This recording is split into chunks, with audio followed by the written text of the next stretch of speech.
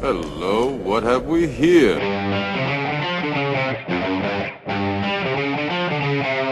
You're wrong.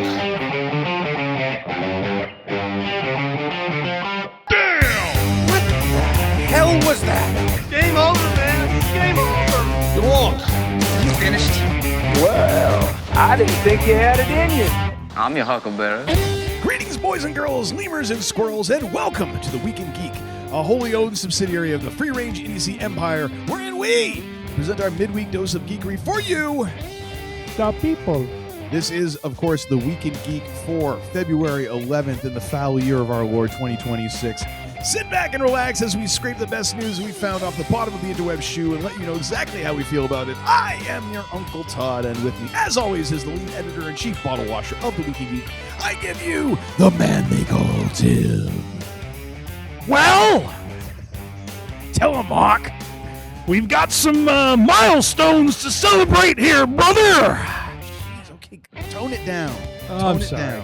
I had to do something a little different because this was, or last week was, a momentous occasion for you, sir. It was. As I like to call it, 5 decades of excellence.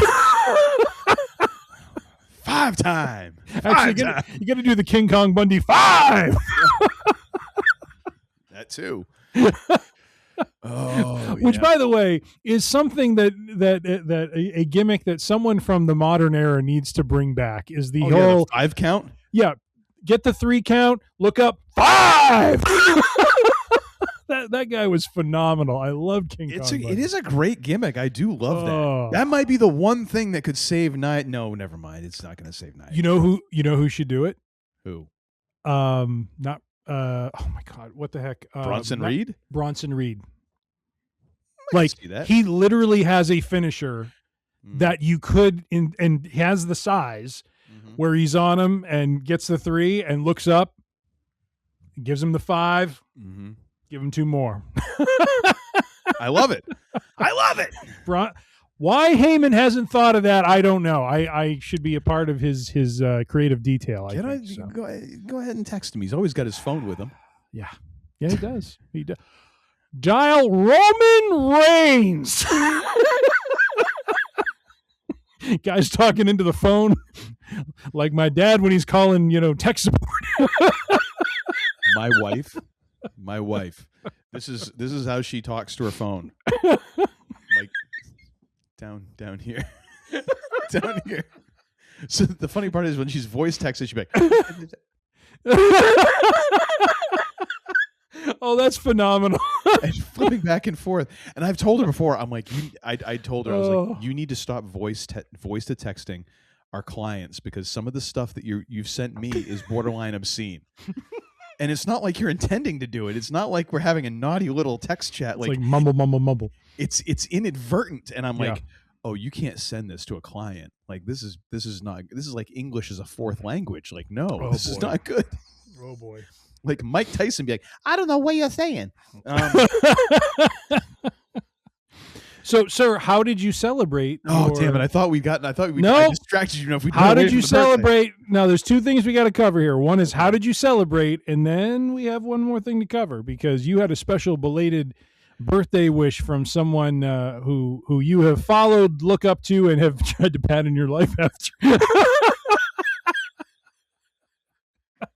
But first, how did you celebrate on your special day? Well, I am not going to fully disclose everything here, but over the last 8 or so months, I know, insidious. Bam, bang, bang, bang. Like Doc Holliday, how lewd. You're not wearing a bustle, how lewd.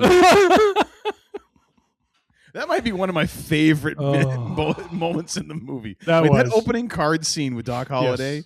Yes. If we couldn't be friends, I don't think I could bear it. Yes. Are we cross? Anyway, I'm going to recite all of Tombstone. You are. Here. Wyatt Joan Oak. So some health issues going on in my family over the last 8 or 9 months here. And then a few weeks ago we had some additional health issues. So when it came time to my birthday, I mean, I've never been a huge like birthday party fella. Okay. I've been lucky that a few folks have thrown me, a surprise birthday party and different things, and that's all great. I appreciate it all. But I mean, when you have a birthday in February and you live in New England, like I grew up with basically like being able to count on there being a nor'easter on my birthday every year, and it kind of happened. So I got used to just my birthday not being a humongous deal. Like my parents always bought me cake, we would celebrate and all that, and it's not like I was ignored or anything. I'm just saying, like, it was never like, oh my gosh, I have a birthday week or whatever. Like that was just never my thing. So this for my actual birthday, we were supposed to go out and grab some food, and my wife was just sort of like, I don't really. I'm like, yeah, no problem. So we had a couple friends come over. They actually picked up takeout from the place that we were going to go out. So I got a nice, a great bacon cheeseburger and some fries. I've been doing 30 days without alcohol, so I had timed that so it occurred with my birthday. Nice. So I had a couple of old fashions, which was very nice. And just sat around bullshitting with friends, and that was like a great birthday. I was like, that is a fantastic way to spend a birthday evening. Do you have a Buford? I did not. No, I had my my fridge door old fashions that were already mixed up, so a little of that over ice, and it was quite lovely. Very nice. And then for later that weekend, my real birthday present was Kaylin came home for the weekend. That was really. That was really. You watched K-pop Demon Hunters for the 20th time. No, we started watching Wonder Man, but Kaylin was a tired pup on Saturday, so she slept like 16 hours in the course of one day. Like even Happy, our new cat, was sort of like, damn. Like, wow. She got game. She's still out. It's remarkable. So yeah, so we got to have time with her, and she stayed until yesterday morning, so that was really nice. She was so that was kind of my birthday present, really, was just to spend the weekend with her. So that was kind of how I celebrated. And then there was a belated birthday present that came through. Got an email from you out of nowhere. Bang, bang. Bing, bing, bing, bing, bing. Dude sent me a cameo from Charles White, a.k.a. Papa Shango, a.k.a. What was the Ultimate Fighter gimmick that he had? Kama Mustafa, a.k.a. the Godfather, a.k.a. the Good Father, a.k.a. the Godfather again. BSK for life. Yep, pretty much. BSK treasurer. And, right. Yeah, BSK sergeant at arms. Actually, that's much more. He sent me a cameo from the man, Charles White, who's always one of my favorite guys in the Attitude Era. I need to look for the Godfather T-shirt that I got way back in the day. I still have it. I'm not really sure where it is. It's in a bin somewhere, but I will bust that out at some point. I'm hoping I still fit into it. And that was great, dude. That was so great. He told some stories. I particularly love the Ron Simmons one where he talked about how Ron Simmons would go to the gym wearing cowboy boots, jeans, and a cutoff T-shirt, and he'd go in and just do some like 50-pound curls, and like 4 of them real slow, and be like, "I'm ready." Just leave. That's phenomenal. Like, that sounds about the most Ron Simmons thing ever. Yep. Like that's all I need. Quick little pump, I'm good. And then the D'Lo story cracked me up. So what I had asked him for, I have to go back and look, but I think I may have asked him for like his favorite match, any like good, funny like D'Lo or Ron Simmons road stories he had, just thinking about stuff we've talked about or guys we followed. And you can tell it, but the D'Lo story was just beautiful for 2 reasons. One, what it involved. I'm forgetting now. Okay, so we've talked a lot at time, or we've joked on this show about going to wrestler's court. Oh, and yes. so he tells this story which involves D'Lo Brown. It involves Wrestler's Court, and and then something very near and dear to the Godfather: the proper use of the chronic. So. Yes. D'Lo supposedly procured some chronic, and it was some skunk ass weed in Chicago, of all places. I'm like, come on now. I heard that, and I was like, this is just too weird. That's wrong. Took him to Wrestler's Court, and what D'Lo paid off? Undertaker or something? He didn't get specific, but he said, he took it to Wrestler's Court, and then he bribed the Undertaker to get out of it. So. Yeah. Which sounds like a very D'Lo sort of thing. It absolutely does. Something your European champion hailing from Madrid, Spain would definitely do. Oh my gosh. The funny part was before he told that story about D'Lo, he's like, all the D'Lo stories are out there. Like I think he meant the interwebs, but I'm like, I haven't really. I need to go search out these D'Lo stories because I don't know what you do. So yeah, gotta know, man. But no, that was great. Thank you very much, sir. I You're do appreciate welcome. That was a wonderful surprise to get. Yes, I love that. And, as soon as I saw the cameo link, I'm like, okay, now which direction is this going to go? Because I really wanted to I get was wondering, are you like getting me one like someone who's on there? Like you searched, like you filtered, and then you're like lowest to highest. You found like the one celebrity who's like on there for like $10. You're like. You know what? I'm going to screw with him.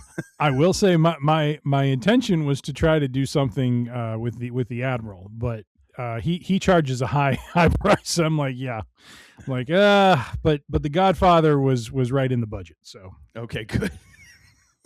Not the cheapest. How many ounces you have to send him?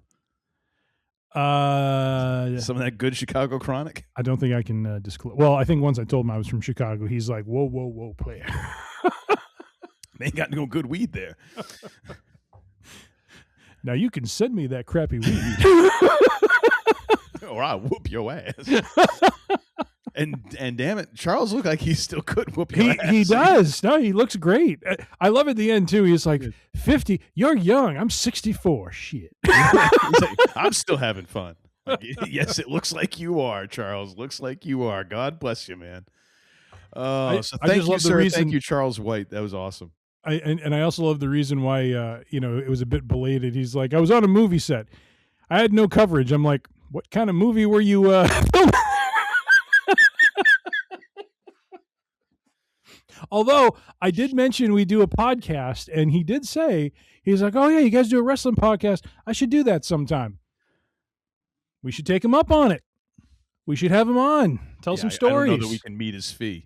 Well, yeah, that's the other part. Take that cameo fee and multiply that a little bit. All right. Well, sir, happy birthday to you. And 5 decades of excellence. Here's to 5 more, my friend. And a different definition than excellence than most other folks, dude. Appreciate it. You're welcome. Appreciate your excellence. Salud. I appreciate your loose interpretation of excellence. My pleasure. Real quick, a quick gaming update from the man they call Tim. I was poking around a little bit on the interwebs and found, I'm not sure for you, sir, with your Mac computer you have, are you running an M chip? Yes. Okay. So happy days. You can download Steam on, you've been able to download Steam on Mac for a while, but the games that I play, the 2 games I typically play, EVE Online and Star Wars The Old Republic, you can now play EVE Online through Steam on the Mac, and it actually performs pretty well. And also Star Wars The Old Republic, they have a beta Mac installer or Mac launcher that I downloaded and tried, and I was able to play the game. So now I can actually play the game on my big monitors because I have this gaming laptop that I've been playing on for a while, and it's starting to get a little antiquated, but apparently the M chip is beefy. I mean, I don't have like any souped up graphic cards on this thing, but both games look beautiful. Both games were pretty performant. I'm like, crap, I can do, while we're doing this show, I might be playing over here. Who knows? But I don't know if you want to do that, because last time you were deleting cookies and other things, and you nearly wiped out your household budget. Hey, apparently the power grid. I do have a new debit card, so I had to cancel the old one because we had a little bit of little bit of a security breach there. So, Well, if you stop going to those websites, like I told you, hey, then you wouldn't have now that was problem. not the situation, and you know it. Okay, if you just stop going to Feetopia and you'd be fine. So all I'm saying is you could play. I ignored that. You could play the Old Republic with me, sir. You could create your own character, and you have to get your butt whooped for a little bit to build your level up. But once you get there, we could go do some missions, pew pew. All sorts of good stuff. We'll see how that goes. I'll see if I have any extra time. Oh wait, I don't. Oh, sorry. That's well. Anyways, just letting you know in the event you do. So. Okay. Well, maybe we'll see. All right. Let's get into it though. From the minutia, from the milestones to the minutia online. Yes. Found from our friends at Screen. I was going to say friends and Screen at the same time, and it came out Freen. From our friends at ScreenRant.com. We have an article. George Lucas's canceled Star Wars show is officially being revived in the next Disney Plus series. And what is that series per se? Well, before we get to that, let's just talk about what is this canceled TV show we're talking about. Yeah. A long time ago in a galaxy far, far away. Oh, geez. Here we go. George, come on now. George Lucas was working on a show called Star Wars Underworld. All right. And it was going to be a live action multi-season series targeted toward an older audience. It was going to revolve around the criminal underworld, primarily in the lower levels of the planet Coruscant. And it was going to give a different perspective from what we're typically used to in Star Wars, where we, kind of fly around to different planets, most of them Tatooine for some reason. But nonetheless, apparently there were 60 Star Wars Underworld episode scripts written. What? With stories that would have followed familiar characters like Palpatine, Vader, Boba Fett, Han Solo, Lando Calrissian. Whoa, playa. Did you say 60? 60? 60. This is what it says. That's a butt ton of scripts to just have laying about. I know. And Lucas, Canadian out there. Lucas explained that these shows would not be necessarily based on action adventure films from the 30s, but more based on film noir movies from the 40s, is what he was kind of thinking, kind of doing like a noir kind of style to them, which would be interesting. But then it got to the point where it was too expensive, and these episodes were going to cost somewhere in the range of $40 million per episode, which I think was a little steep at the time.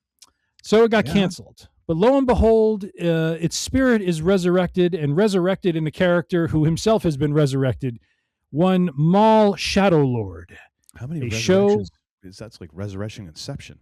It is. The show got resurrected because Maul, who we thought was dead, but got resurrected, or I I guess didn't really die. So, I need to get the, pegboard behind me set up with all the threads to, show all the connections in the conspiracy theories. But this show, Maul Shadowlord, is, kind of picking up the spirit of what this underworld show was going to be, as Maul plots to rebuild his criminal syndicate on a planet that is untouched by the Empire. And so it's going to have some of that gritty criminal underworld sort of, genre there. I think they are trying to go for a little bit of a noir sort of feel to it. And so while it's not live action, it's going to be animated. This article is really just kind of putting a focus on this show as being a conduit for the spirit of a show that Lucas wanted to do a long time ago in a galaxy far, far away, but it was pew pew shot down. Thoughts on this, sir? You think we missed the boat with this Underworld show? Well, when was this? Does it say when he was? It does not. I want to say, let me see, Star Wars Underworld. Because I want to say, hang on a second here. Star Trek. Okay, this was a live-action TV series project which has been fluctuating stages of development at Lucasfilm since 2005. Okay, so well before the sale. Star Trek: The Next Generation, which is 90s, right? Yep. So that was 1.3 million. So it's 87 and 94, $1.3 million per episode. Yep. Modern Star Trek shows are $8 to $10 million per episode. I feel like whoever pulled that 40 million per episode was pulling it straight out their bumhole, and just trying to justify this, or like, that to me is like, that was what you were making movies for back then. Mm-hmm. You know what I mean? So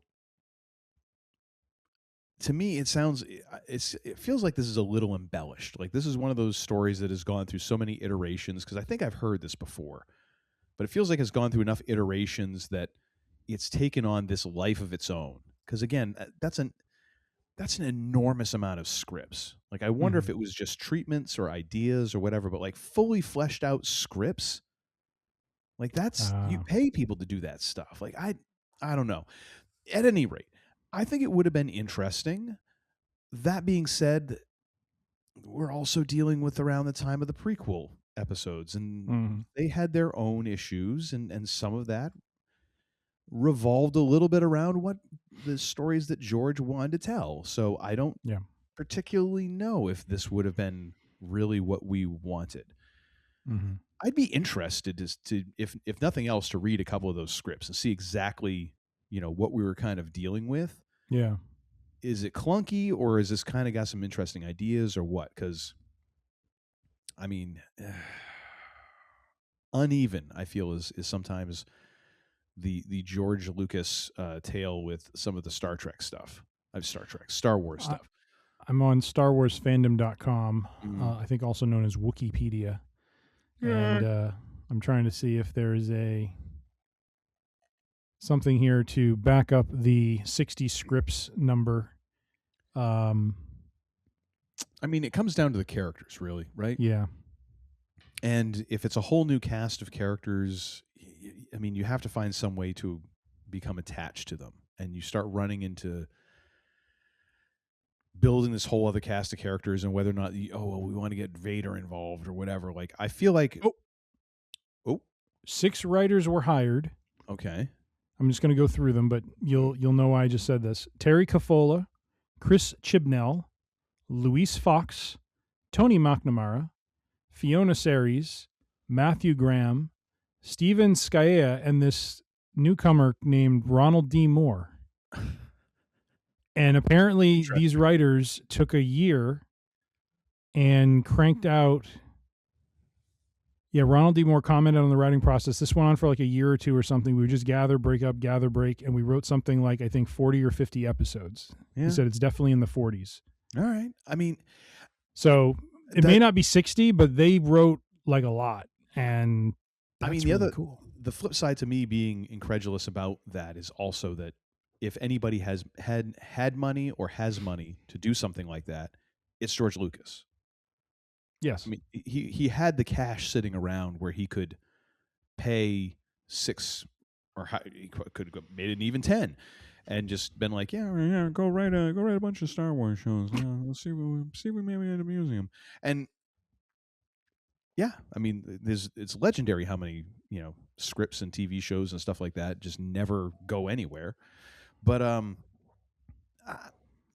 don't know. I almost feel like, in a way, this is kind of the best outcome, like, because it's righting a wrong with Darth Maul, continuing to right a wrong of him getting jobbed out in Phantom Menace, giving that character second life, and then using that character to kind of leverage into this, and also being able to do it animated. I think gives you a lot more leeway in what you're doing, And I'm anxious to see what goes on with this, because to me, it gives you license to do some things that don't necessarily fly as well in live action.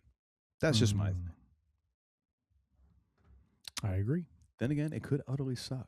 I'm looking forward to it. But I, like you, would have loved to have seen what some of those scripts were. But I just love the fact that Ronald D. Moore was attached to it. That's pretty cool. Maybe he's got them in his files somewhere. I mean, that NDA has got to be over by now, right? You never know. That was my George Lucas. Okay. May the force be with you. It's much more kind of mumble,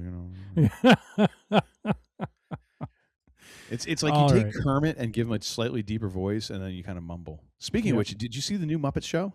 I haven't. I saw the commercial, and I'm like, oh shoot, we got to watch this. So I watched it. It was, Good? I enjoyed it thoroughly, but then again, I'm so in the bag for the Muppets. Like, Yeah. I love the original Muppet Show. I even loved Muppets Tonight, that like off-brand show that was I think it was in the 90s or whatever. And it had like the catfish looking dude who was the host instead of Kermit, and it was Okay. very weird, but I liked that even. So Yeah. going back to OG Muppet Show, yeah, I was there for it. Nice. All right, moving along to our next article. Let me pull up our outline here. So from our friends at bamsmackpow.com by way of Yahoo. Jeez. This is our Avengers Doomsday theory or rumor of the week. Oh, goody. And we didn't get one of these last week, did we? We did not. But your friend is back, my friend. My friend? Friend of my your friend? friend? Oh, my okay. friend? Your friend? My friend? I'm so from confused right My Time to Shine. Hello. Good. Whew, I was starting to worry about him. Well, apparently, what appears to be the case for Avengers Doomsday is that, and I think we've talked about this, but this was a confirmation of such, is that Dr. Doom, will, let's see, the latest reports are while the audience will see Doom unmask and how he looks like Tony Stark, the MCU heroes never will in the movie. So there's going to be this gimmick that's run in, I don't mean to say gimmick, but I think what they're doing is kind of saving that reveal for the second movie. Mm-hmm. And so what will happen is in whatever way Dr. Doom crosses paths with our heroes, he will be wearing his mask. He will not unmask in front of them, but we, the audience, will see him unmask and realize who he looks like. And it seems to me that they are playing this up for the reveal to the heroes, which then will lead to potentially other questions. So what are your thoughts on this, sir? I mean, you kind of have to show the audience because we all know at this point, like everyone's got the interwebs. So the audience already knows. So you kind of, it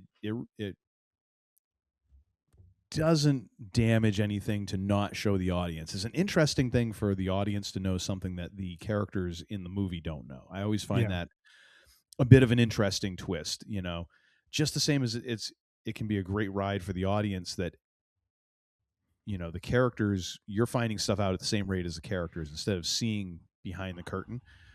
In this case, it makes a lot of sense for the audience to see that already. Like, yeah, we already figured it out. And to save that, I almost wonder though if you don't do that, like it almost becomes that's the cliffhanger. Like the reveal of Dr. Doom is at the end of Doomsday, so that then it's like credits, and we roll into Secret Wars then with the heroes beginning to digest that. If only because like having that reveal happen, then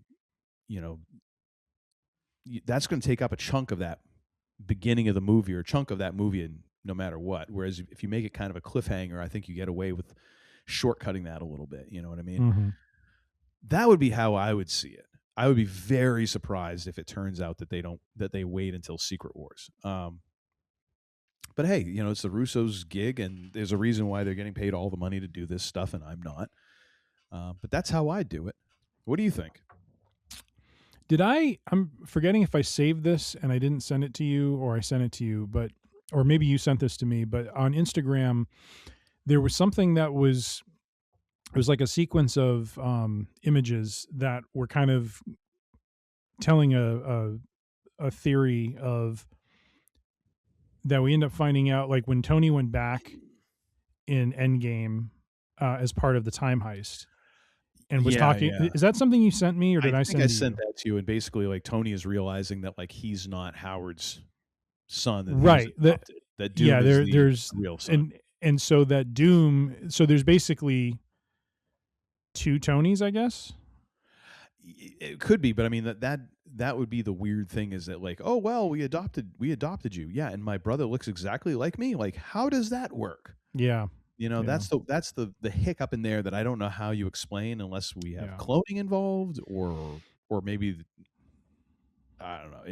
But it seems like they've definitely changed course from when we first got the announcement that he was going to be Doctor Doom. In the early stages, it was stated that they were not going to, that this was a new thing. Tony Stark was in the rearview mirror, and there wasn't going to be really reference to him. Like, he was going to be playing a net new character. And so, of course, we were talking at that time on the show about how that would play. Now it seems like they're leaning into it more, and it seems like they're going to, I mean, again, from the theories that we're hearing, it seems like they are acknowledging the fact that this is going to be a thing. And now it's interesting if this does play out, that we don't, the heroes or the protagonists of Doomsday don't see his face, but we do. Yeah. It seems like they are playing into that explanation or that factor, because could be. The thing that I would say is pay particular attention to the word that you use, theories. In that, is this really Marvel saying this? Is this the Russos saying this? Is this anyone with any direct connection to the flick?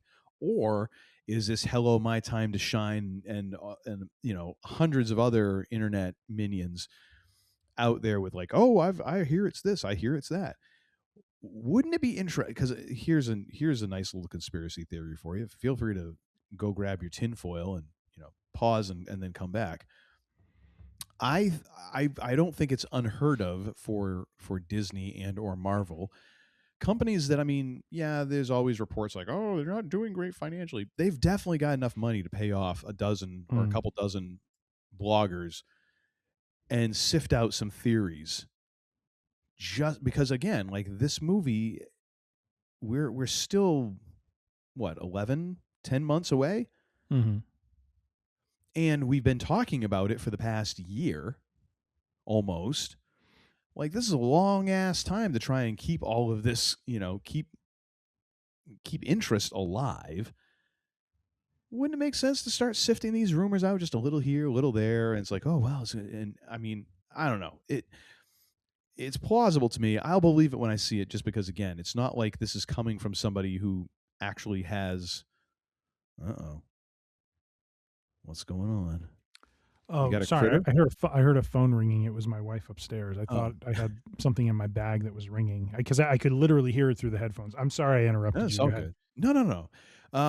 I'll believe it when I see it, because it's no one that's actually connected to the flick right now saying anything. It's always like somebody who knows somebody who farted in the restroom next to somebody who might be part of the movie, and who knows. So I kind of wonder how much of this is just being ginned up to keep interest in the movie going until we actually get like a real trailer, which you have to think is the earliest we're getting that is the summer. Yeah. Summer, like Labor Day, because again, like, movie is coming out in December. We've gotten these teasers, but when we actually start seeing like somewhat of a vague shape of the movie, we've got a whole lot of time to keep people going. So hey, why not? Here's a couple $100. Here's an idea. I don't know. Maybe I'm just getting more conspiratorial in my age. You could be. Probably. Does that sound at all plausible, or should I just start reserving my room at the home? Maybe reserve the room at the home. Yeah, probably. I mean, you're old enough for it now, so. Dude, so I got a mailer. I'm not going to say it that way. A mailer from AARP showed up at my house. I'm not counting it though, because weirdly enough, like, there was no address on it. Like, it was literally like this had just been stuffed. Like, someone went door to door, that sort of thing, because there's no address on it. I open it up and it's like this generic AARP thing. So I haven't gotten the official one, because I know that's kind of like, that's the next thing, is once you hit 50 is like that AARP thing shows up. Like, it happened for my wife because she's a couple of years older than I am, and she got it that first time, and it was literally like, shit, they found me. So I haven't officially gotten it, but I feel like I got a little bit of a prep. Yep. But yeah, so I probably ought to start scoping out my options. You're getting a little bit of a hint when the unaddressed mailer shows up on your doorstep. You trying to gaslight me into thinking that I'm senile? Maybe. Son of a bitch. Maybe. Whoa, player. Yeah. Um, If I'm going to start losing my marbles, if I get to that point where I realize I'm starting to lose my marbles, I'm leaning full into it, and I'm gonna go out and buy a full on Godfather WWE late '90s Godfather wardrobe, okay. and I'm gonna start trying to convince myself that I am that character. So at least I'll be the most entertaining guy in the nursing home. Oh my gosh, you're gonna be walking out. You're gonna have like a boom box with you. Boom, boom, boom, and then he comes walking down doing the shimmy. I'll have the bedazzled walker. You bet your ass, man. Nice. Make this thing fun for everybody else. Maybe they can make some money off of it, Indeed. Yeah, I like I said, I think it's I always thought when they first announced him being Dr. Doom and they were trying to distance themselves from Tony, I just thought that was kind of weird, because you're kind of asking these characters who have some of whom have fought next to Tony and have a relationship to like just not see what is obviously in front of them, you know what I mean? Yeah. And so I just wasn't sure how that was going to play, because he's could he stay masked the entire time? Sure, but of course, at some point, like all good villains that wear masks, the masks have to come off at some point. And so so it's kind of curious about how they would address this. But yeah, I think this would be interesting if if they were to lean in, save it for the second movie and kind of, like you said, almost use it as a cliffhanger. The other theory, I think one of these articles here might talk about this, but the other theory floating around is that he is going to that as part of the story, Doom is going to be acting almost as like a protagonist alongside the heroes as he tries to, like the idea is that he's trying to prevent, like incursions have started to get out of hand and he's trying to repair them and prevent them. And like I was reading one article today that was talking about how there's potential like for Captain America, for Chris Evans and his character to end up being in service to Dr. Doom because of the fact that he now has a kid and he's looking to, in a lot of ways, much like Tony did in Endgame, when Tony talked about like, about bringing everyone back, but not losing what he's got. And, that there could be an interesting angle there where, we have a compromised Captain America, because if this is all going into Secret Wars the way that it, the theories are talking about, if he's creating Battle World, which is this way he stitches up all of the different universes together into this, kind of hodgepodge world, that, Evans has to, follow his lead, or, he loses the family that he created. Now that's the other part of this too. And we've talked about this, is that, and I'm kind of getting off from the article here, but something else I was reading about this week too was really them leaning into the idea that when he went back in time, he being Captain America, and started his life with Peggy, that he essentially created a timeline that needed to be pruned. And so the thought is like Loki, like Loki, who now governs the multiverse, shows up. It's like, hey dude, you're going to get pruned. Follow me. I'm going to take the three of you, Peggy and your kid, and we're going to stow you away over in this world. And that world happens to be the Earth 818, which is where the Fantastic Four are.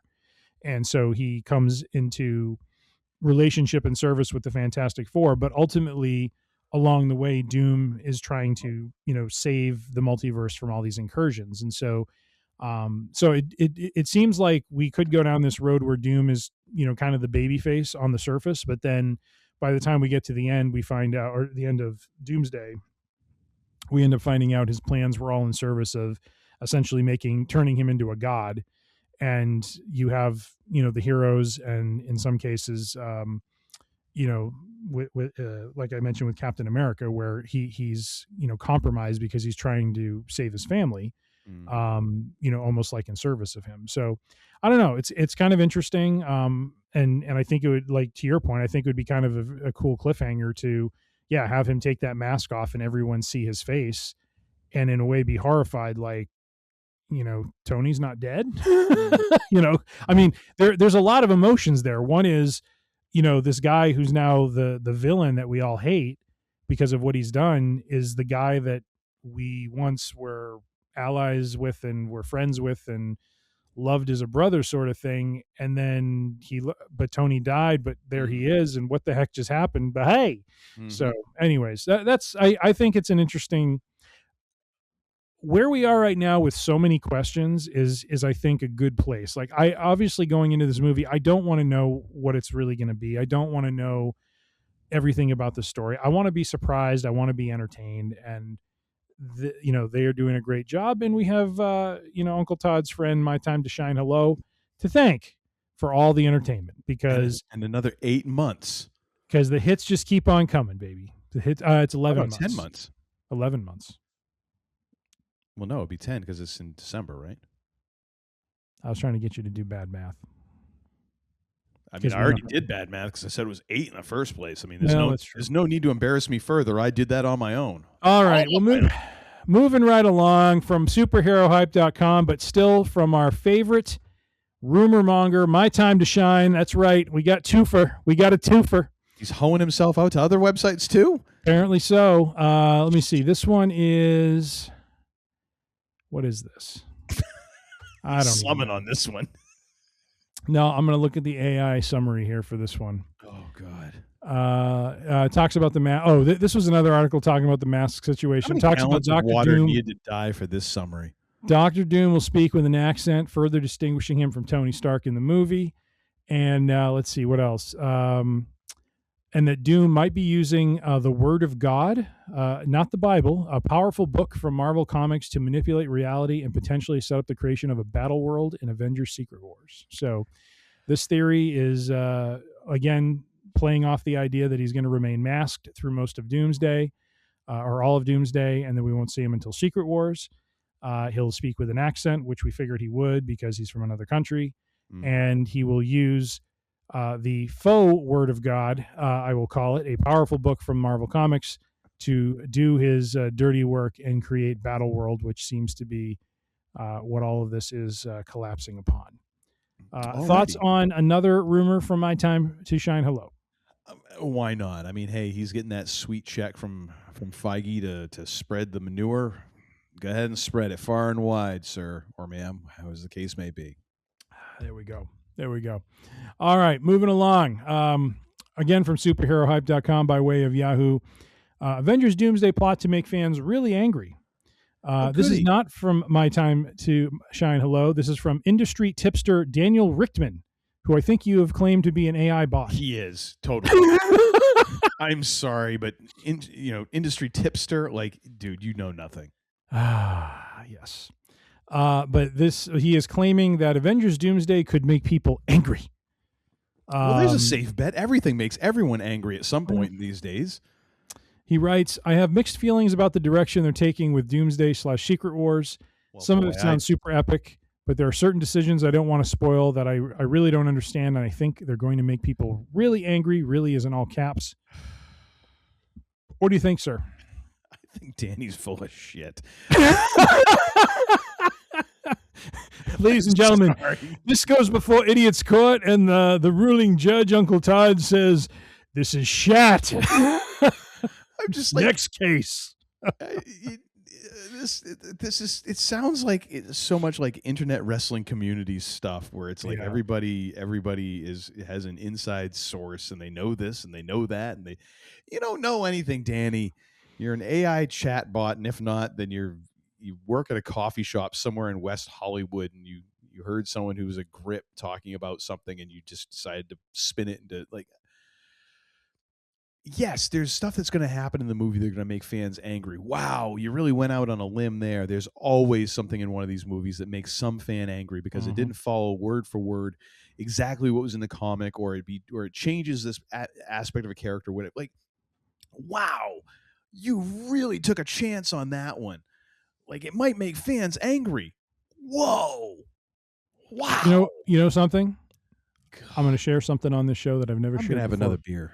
Ryan Johnson. Brian, thank you. Ryan Johnson made me mad in The Last Jedi. Yeah. You know why? Improper use of a dreadnought One of the most impressive and dominant ships in Star Wars lore, and it got jobbed out in the first 10 minutes of The Last Jedi. Made me mad. I still like the movie, but it made me mad. I mean, okay, that's a whole other topic. I mean, that entire thing is like, it is one of the slowest space fights in history. Hey, but then bombers, again, man. But then again, like it is one of those things. I've been rereading the Hitchhiker's Guide to the Galaxy trilogy, and just some of the times when they're talking about, like how big space is, and Douglas Adams is talking about, just how long it takes to get in between the very few things that are in the galaxy and all the space in between them. And you think about that and you're like, wow, there really is just a lot. Like, there is nothing in between a lot of this. Like, it's called space for a reason. Like, because there's just a tremendous amount of space in between these interesting things. So I guess it does make sense that it took that long. But at the same time, like, you have these other things that are cruising, like, they're bombers. Bombers move slowly. I get it, but at the same time, but there's no weight in space. That's the other aspect. Like, why? Yeah, anyways. All right, let's bring it back to Marvel. Yes. So speculation is long swirled. We just talked about this Doctor Doom having a wife and child. I love how you have this organized on our outline, because it looks like it's only like 3 items, and yet you've managed to stretch it into like 7. Well, we're making progress. Steve Rogers' potential role in causing multiversal to be able to do this. I love it. Causing multiversal incursions and major character deaths. So this is where some of the anger could come from. And it goes on to say that Wait, are we still talking about Rickman? We're still talking about Rickman. Okay, all right. That Russo, alongside writer Stephen McFeely, they're taking narrative swings that will not universally please audiences, according to this insider. Fueling this anxiety, and I have an article on this as well, is recent comments from veteran actor Sir Ian McKellen. Anxiety? Yes. Who appears to have let... Can I finish? Movie. Like, can I finish? We've got the downfall of society happening. I'm not anxious about this movie. I'm not. Well, apparently some are. Well, then you know what? They can go blow it out their ass. Judge Uncle Todd has spoken. Yeah. All right. Sir Ian McKellen appears to have let slip a major plot point while reminiscing about practical effects. McKellen stated on Jake's Takes, whatever show that is, nowadays... Everybody's about for it's $1 million man come true. Every man's got his price. Well, he says, nowadays, I think things will become a little bit easier, though I did destroy New Jersey the other day. Ooh, I perhaps shouldn't have said that. So apparently Magneto does a little tap dance of doom on New Jersey, apparently. Oh, that was not a mistake. Ian meant that. And the article goes on to say this line immediately evokes memories of the infamous comic storyline Ultimatum. Yeah, that's top of my mind, where a grief-stricken Magneto uses Thor's hammer, Mjolnir, to reverse Earth's magnetic poles, drowning Manhattan and killing numerous heroes.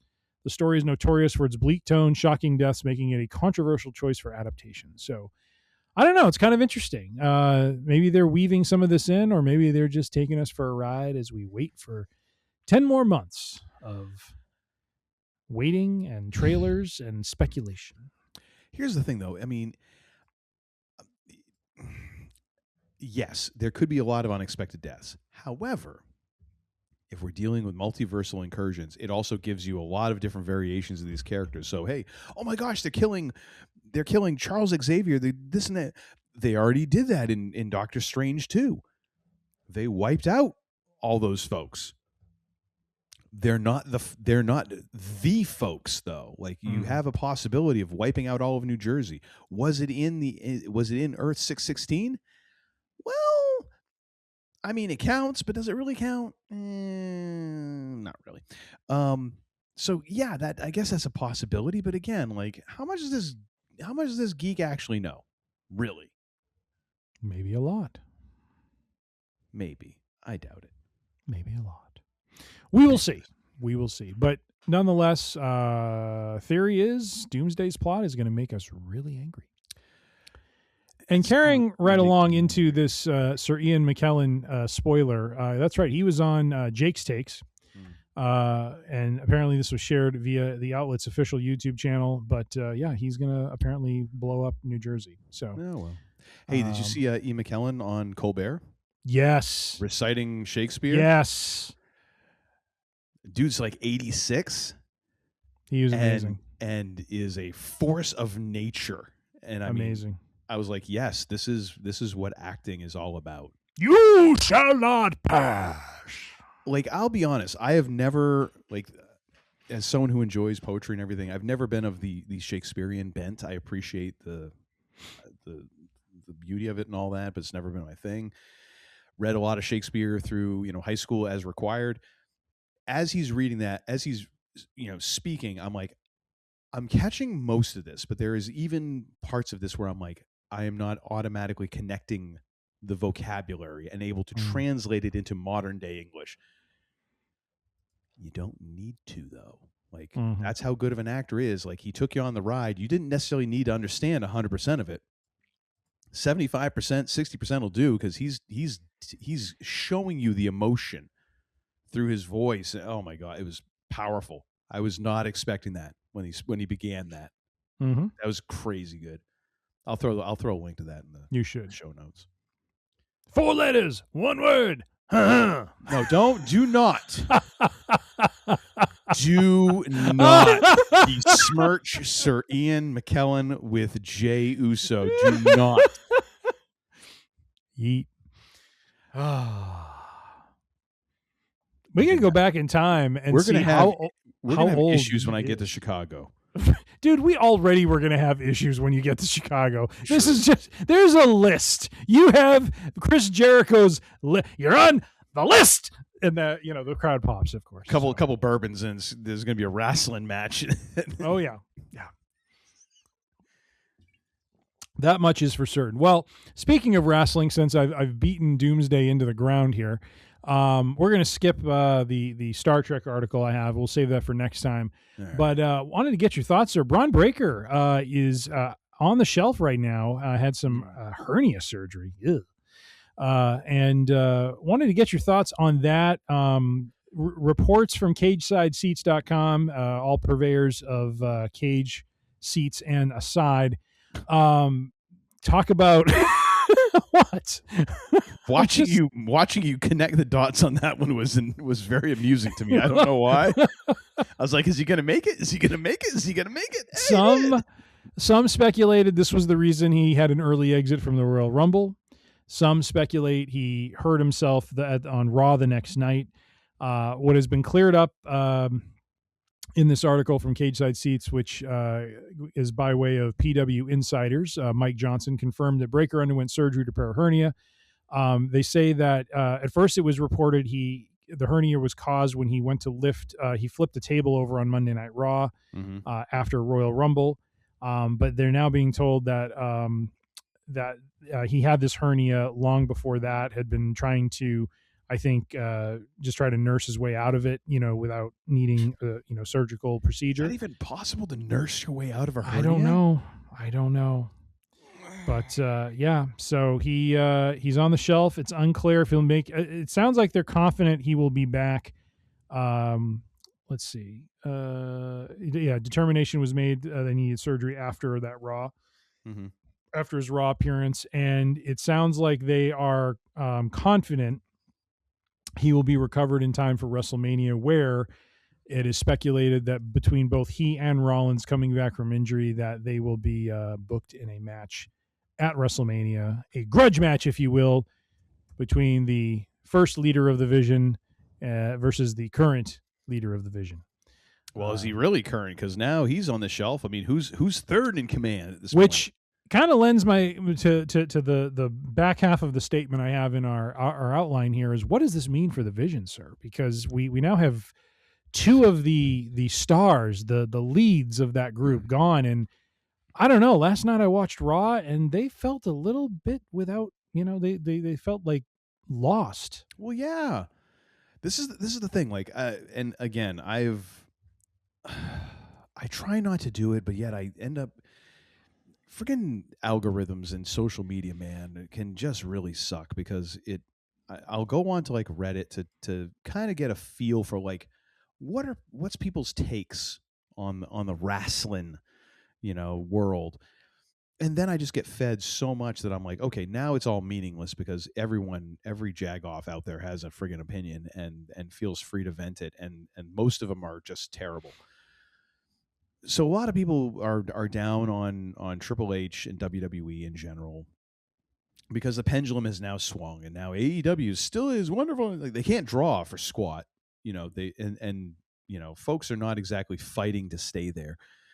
Unless they've got a contract and a lot of money. So, but folks are down on WWE, and this is one of those things where I definitely have criticisms. Mm-hmm. I definitely have things that I'm like, this should have really gone better. Like things I would have done differently. However, I don't envy some of these gigs because, oh boy, somebody's trying to sneak up on them. Sorry. But I don't envy these gigs because you're constantly at the mercy of something like this happening, and your best laid plans are now completely knocked into a cocked hat. Mm-hmm. Like, you already went through this once with Rollins because it seemed very clear we were heading Rollins and Punk or something like that, or maybe it was going to end up being Rollins and Breakker, but then Rollins gets hurt, and now you have to completely adjust, and now we have Punk as a champion. Okay, cool. Now we're looking at like, I thought it was Braun going to be and Punk Punk. versus Breakker, where they were going to crown Breakker, and then he must have got hurt into a point where they didn't feel confident with that. So Punk Reigns is a money. Well, we'll get into that. Momentarily. But you think okay, this is where we're aiming, and then all of a sudden, and no, now we have to reshuffle everything. Mm-hmm. And eventually you get to a point where you're like, okay, how do we get from A to B to C to D to make this make sense? Because it still has to make sense. It's not like you're in a company and you're just like, oh, well, we'll just shuffle this person in here and do this and that and the other. No, it has to make sense from a storyline perspective. So with a lot of this, like, when things like this happen, I don't envy the job of trying to figure out, like, how does this happen? Like, it's granted, to me, being the dork that I am, it's an interesting creative problem that if Paul Levesque were to call me up, I'd be like, sure, I'll come down for, a couple of weeks and sit in a room and hash this out, because I would enjoy that, especially if you pay me, But at the same time, like, I also don't envy the pressure of that when you're like, and you have shareholders and you have all these people who are making a living, and you have all the pressure of that. The same as like anyone who is a big name artist going out there realizing, like, man, my voice is rough tonight, but I've got 12,000 people in a stadium who I'm supposed to perform in front of. We'd have to cancel all those tickets. Would we ever be able to rebook that gig? I've got all these people who have put in all of this work. Like, there's the pressure of all of that to keep that thing going. And I do not envy the position of someone like Triple H or the lead booker on one of these, companies, because it can all change. Like, Cody Rhodes friggin' tearing his pectoral doing, weightlifting. Bron Breakker getting a hernia, either lifting a table or working out. Like, stuff where you're like, okay, well, that sucks. CM Punk tearing his other tricep in the Royal Rumble and throwing that into chaos. Like, all of that sucks. I mean, it really does. It's another hit for the vision, because, again, I was like, okay, now what's the story? Yeah. Because you would imagine, like, the hooded figure has something to do with Bron Breakker. Well, he ain't around anymore. So, and I did catch one spoiler from last night that apparently the hooded figure shows up again. So they're going to probably try and continue that. But it's like, how do you make all of these pieces fit? Because now, like, Bronson Reed is no Bron Breakker. And you've already kind of now dropped Logan Paul into kind of a secondary position. Austin Theory is definitely not the leader. That's a rough spot to be in now, where you've got like this group that was supposed to be kind of taking things over, and now they are kind of leaderless and are lacking a lot in the way of muscle, unless they decide to grab somebody else. Yeah. I don't know. Yeah, I'm kind of curious what they're going to do with Logan Paul and with Bronson Reed, because, I mean, I guess that was always going to be an issue because, you know, what feud are they building up to? Paul's just being the obnoxious loudmouth, and Reed is just being the heavy, you know, who's just laying the hurt on everyone. So, you know, who does he feud with that is a money feud? You know, that's kind of the one problem I see, is that they, for a while when it was just Reed and Breakker, they were building the two. I mean, they both were, you know, kind of equally rising. You know, Breakker, you know, obviously probably the near term future, and Reed, you know, a little bit further out. But now, like, they need to do something with him, and I think the problem is, like, if they're not going after Punk, or it seems like right now they're going to be mostly attached with LA Knight and, you know, his pursuit of, you know, getting a win at Elimination Chamber. So I think Logan Paul, I think he's in an Elimination Chamber qualifier. I don't know. Or Bronson Reed. Maybe they both are. But I mean, even coming out of that, because they most likely won't win that, even if they qualify, what's their feud? You know what I mean? Like, they're not in a blood feud with anyone else other than Punk and Knight right now. And so, because they're the two biggest stars. Yeah, but I mean, you also weren't planning on having this problem because you thought you had Braun, and you're like, okay, well, I'm saying the problem still exists. Like, even if Breakker was healthy, who is Bronson Reed feuding with? Well, it's not as important because you're focusing all of that group on Breakker, and Bronson Reed gets over because he is the heavy. Yeah. Logan Paul gets over because, well, people love to hate Logan Paul. Yeah. And he can do Logan Paul things and it works.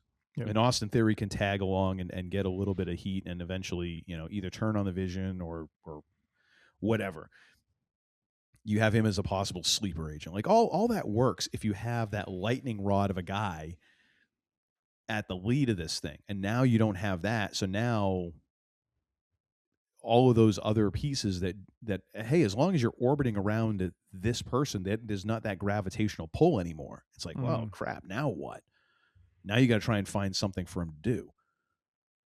And like I said, I don't envy that that position. Nope. Like I said, Paul, I'll come down to Stanford and I'll work on the problem with you. But I don't envy being the person who's on the hook for, you know, finding the ultimate solution. Yes. You know. Lastly, before we wrap up, as we stare down in 2 weeks, Idiots Weekend is almost upon us. But the Elimination Chamber card takes shape. Last night, we had the announcement of not one, but 2 matches, and done in entertaining fashion both times. The first, both Chicago natives, well, kind of. AJ Lee, I don't think, was from Chicago. They're claiming her. It's okay. She's married to the guy who is. But AJ Lee, who is coming to help Maxine and support her, somehow found herself at the butt end of a Becky Lynch meltdown. Which don't take much. And man, she was going full on bozo loco. It was beautiful. She did a great job.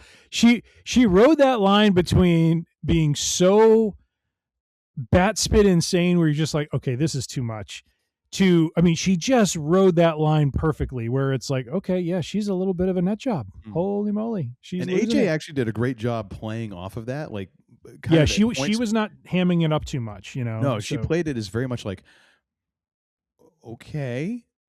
Like, are you okay? Or is there some sort of medication that you should be on? That sort of like that. But then also like poking her. Yeah.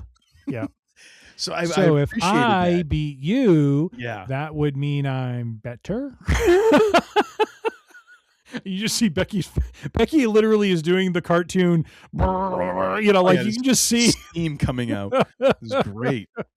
I'm digging unhinged heel Becky. That is phenomenal. I am digging that. And then the other match that was announced, unsurprisingly, is that Chicago's own, right here, my friend, Chicago's own CM Punk, the heavyweight champion of the world, will defend his championship against Finn Balor because he is after greatness. and Roman Reigns is after his next nap. So he wasn't there. What's he doing? Of course he wasn't. I'm just saying. My man showed up and represented. But Finn Balor is, I don't know what they're going to do with Finn after this, because he's just kind of playing the jilted second guy. And once he gets beaten in Chicago, which he's going to get beaten in Chicago, man, I don't know. But it's going to be cool to see Finn take on Punk live at the United Center. And we had a couple qualifiers for Elimination Chamber as well, didn't we? We had a ladies and we had a men's. Yes, so the card isn't formed yet on that. We LA Knight qualified, and I believe Rhea Ripley qualified. Which I'm okay with both of those. Like this is shaping up to be a very good event for me, so I'm happy. One thing I'm kind of hoping is that the Punk Balor match is a Chicago street fight, because then there's opportunity for them to go out into the crowd, maybe kind of toward our section a little bit, maybe, and be like, take some pictures, be like, hey, like this, while, Balor's, getting punched or something, Let's face it, both of us are going to get hit with a kendo stick. Like, that's how that's going to work. It's just the way it has to be. Nick Khan will be coming over with a waiver afterwards. Sign here, sign here, sign here. We're going to be like, oh. Can we get that kendo stick signed? Can I get some Excedrin? Do you have an Advil? But yeah, so the card is taking shape, sir, and I'm excited. It's going to be good. By the way, my debt is paid in full, so you've been made whole, sir. My wife is very happy. What, does she think I'm not good for it? What's going on over there? She was actually very upset. She's like, "You said that?" I'm like, "Well, a little, Wait, she was upset. You said what? That she was waiting. She was waiting on the money. And I was like, and she's like, "You said that?" I'm like, "Well, I said it on the podcast." She's like, "You did what?" I was like, I kind of compared you to Gazzo, the money lender in Rocky. She's like, "You what?" I'm like the entire conversation, you're just making this better and better for her. So it was funny at the time. Oh, God. Oh, your wife is a saint. So all right. I've been camping out in the garage for the past 2 weeks. I was going to say, I don't think that ends well for you. It's building character. All right. In 2 weeks, ladies and gentlemen, and we will have I guess it won't be a live version of the show, but we will do an in-person recording of the show after the event, a post-event show where we will discuss our thoughts and feelings after experiencing Triple H's fifth era of WWE live at the United Center. Fifth era? Like what? There's a new era like every 6 months, it feels like. So true, yeah. All right. All right, sir. Well, what do you have for, and another thing for a recommendation for our listeners and viewers this week, sir? Last weekend, my wife and I had a bit of a movie weekend. So Friday night, we went out to the theater. The theater! Did you put on your top hat? Yes, I did. Yes, I did. I had my cane, and I was, well, that was more for my back. But nonetheless, we went to see the Chris Pratt vehicle, Mercy, which is a story of a man who wakes up in the midst of Minority Report or something. Funny you should say that, because it felt awfully like that. Yes. But I liked it. It was good. It was a popcorn flick. Ending was a little bit corny, a little cheesy, but and there were some overdone twists, but overall it was enjoyable.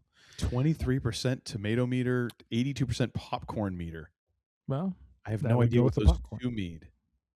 What's that? I have no idea what the difference in those is. Is popcorn like fans and the other one critics? Yeah. Oh, yeah. So the reviews of the tomato meter. Yeah. So it's very much a critics versus fans sort of thing on this. Oof. Yeesh. Yeah. All right. Well, so would you give it your recommendation for others to go see it in the theater? I would say, if you want to go see it at like a matinee or something like that, like don't pay full price for it, but save yourself a couple dollars. Go right ahead. Yeah, sneak in. Theaters these days, they're pretty much a ghost town. No one's watching, so it is weird. Like now, when you go to at least the cinema that's around where we are, like there's no one checking. Like when you go into so it's the two sides to the lobby. It's sad. So there's no like anyone checking to make sure you bought your tickets. Yeah. Like as long as you could figure out what theater you're going to, like Yep. you could probably just walk right in if you're confident enough. Right. 'Cause ain't nobody scanning those QR codes. Well, they did It's scan our all- tickets. They printed our tickets at the front, and they Okay. do have they at least at this theater they had it roped off, so you had to go through. There was a checkpoint. So Okay, because the one by my house is literally like I can buy them online, buy the tickets online, and they have kiosks there where you can buy them, but it's all like just computer screens there at the front, and they have people at the concession stand. But I don't have to go to the concession stand to get my ticket scanned. I just walk through, and nobody checks the tickets. yeah. When you're going off to the two sides where the like theaters 1 through 6, 7 through 12 or whatever, ain't nobody checking. Yeah. The crazy part is this theater that we went to is a big theater, and clearly they built it the way they built it at the time it was built because of the volume of traffic they were having. And so I say this is sad because so at this theater you can go there's a concession stand. It's a bit far back from where you check in and get your tickets and scan, but there's a concession stand there. And then we walk down this hallway to where the other theaters are, and there's an entire there is this massive concession area there. And it is now just shut down. Like they don't even try to run concessions out of it. It is just shut down. It's there, but not used. And I just look at that and I said to my wife, I'm just like, that's incredible. Like there was a point in time where they needed to do that. They needed to have two separate concession areas because there was so much traffic coming through here. Yep. That there would have been long lines and people wouldn't have gotten to their movies on time and stuff like that. And I said, it's just crazy for me to think now that it's just like this slow, like they just don't need it anymore. I mean, it's incredible. Yeah. So, but anyways, Mercy in theaters, check it out if you're feeling a little frisky. Otherwise, my next and another thing would What be kind of flick is this? much more worth it in terms of quality and Oscar contention. So I don't know that I feel like I'm feeling frisky going to see a Chris Pratt movie. What about you, sir? You're feeling frisky. What did you watch on the Disney Plus? Well, I'm going to do a quick one here. I'm just going to recommend the new Muppet Show on Disney Plus. One episode is up as of the recording. I think there's going to be more coming. Seth Rogen is one of the producers of this now. Sabrina Carpenter was the first guest. And I think she did a fairly good job. Kind of really playing off of her and Miss Piggy was kind of fun. And, the voices are different because, of course, Kermit sounds a little bit different and some of the voices sound different, but whatever. It was still a lot of fun. And it was this first episode kind of played up on the fact that it's the first Muppet Show in, decades now. And kind of the sentimentality and nostalgia was at play there, but then also played for a good laugh. You got Waldorf and the Statler in the balcony again. It's Nice. It's all just great. So I, literally was getting a little emotional as they're going into the opening number, like the theme song. I was like, oh my gosh, I remember this as a kid. And it was just, That's it was cool. great. So it was a lot of fun. And it's like a 35-minute show. So it's not like it's, you're investing too long in it. So check that out on the Disney Plus. Very nice. And that, ladies and gentlemen, is our Week in Geek show for Week in Geek Wednesday. Thank you all for tuning in. You can find all of our episodes at freerangeedc.com. And you can subscribe right there through the Podbean app and get all of our shows, our Week in Geek episode, as well as Free Range EDC Friday shows. You can also find us on fine podcast providers everywhere, like Apple Podcasts, Spotify, Pandora, Amazon, and many, many more. Just search for Free Range EDC where you find your podcast. I'm sure you'll find us. We are distributed far and wide, much to the dismay of a lot of folks.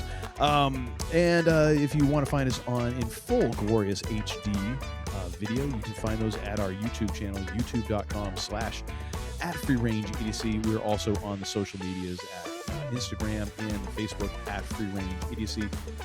If you have any questions, thoughts, or concerns, send those to Tim at freerangeedc. And now I'm going to hand this back over to Tim. He can take us on home. How are we doing this? This is how we're doing it. To the interwebs, as we always say. Big delay on our soundboard here tonight. I don't know why. What happened? Anyways, I'm just on. Thank you. Thank you, older, what's his name from Tron? I keep wanting to say Chris Pratt, but that wasn't the character. Flynn, thank you. Kevin Flynn. Thank you, older Kevin Flynn. More mature Kevin Flynn. Can I hear immature Kevin Flynn? There's a big delay. Yeah. There it is. All right. Well, as we are ought to do, to the interwebs, we say you suspect. We don't know what your reputation is in this town. Well, we kind of do. But after what you tried to pull today, you can bet we'll be looking into you. And to our listeners, we thank you again and say good day, ladies and gentlemen. And until that day comes, keep it here to the grindstone. You're messing with my Zen thing, man. Amen. Now get the hell out of here!